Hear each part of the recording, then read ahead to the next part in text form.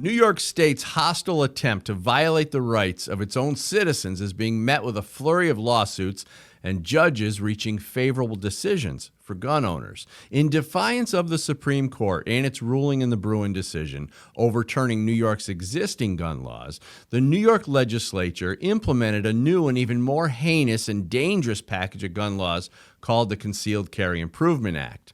Releasing prisoners from jail while simultaneously disarming New York citizens seems to be the formula Albany Democrats prefer. In the Bruen decision, Judge Clarence Thomas wrote that any gun law must meet historical tradition. This obliterated the vague metrics by which lower court judges had been deciding cases for decades, and finally brought clarity.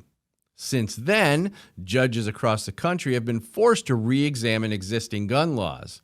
They're finding that, in fact, gun laws in America have a very weak principled standing. This is no surprise to American gun owners, but it's infuriating to the anti-American gun grabbers. When New York CCIA went into effect, Gun Owners Foundation and Gun Owners of America filed a lawsuit, Antoniuk versus Bruen. In that case, Judge Glenn T. Sotheby agreed with the Supreme Court that yes, in fact, New York's new gun law had been far overreaching with respect to its sensitive locations distinctions. Later that month, Judge John L. Sinatra Jr. blocked the portion of the law that banned guns in houses of worship. He agreed it did not meet historical tradition. The following month, yet another portion of the law was shot down as unconstitutional. Of course, no one should be surprised that when New York appealed their losses, the circuit court sided with the state. So Gun Owners Foundation went to the Supreme Court on an emergency petition. And here's where it gets interesting. The Supreme Court denied the petition in January, saying gun owners hadn't yet exhausted their appeals in the lower courts.